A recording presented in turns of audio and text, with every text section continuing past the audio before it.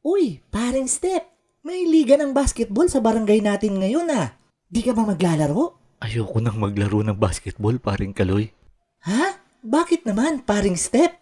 Naaalala mo pa ba si Toby, yung tropa nating na deadball? Nung nabubuhay pa siya, may usapan kami na kung sino sa amin ang unang mamamatay ay babalik para sabihin kung may basketball sa langit. Kagabi pre, nagpakita na siya sa akin. Paring Step, si paring Toby mo ito, natatandaan mo pa ba ako? Bumalik ako para tumupad sa usapan natin. Hala, hindi ako nananaginip. Ikaw nga, paring Toby. Oh, ano, meron bang basketball sa langit? May maganda at masama akong balita sa iyo, pare. Ang maganda ay may basketball dito sa langit. Aba, ayos yan. Malilibang ka pala dyan sa langit. Ang masama, kasali ka sa makakalaban namin bukas.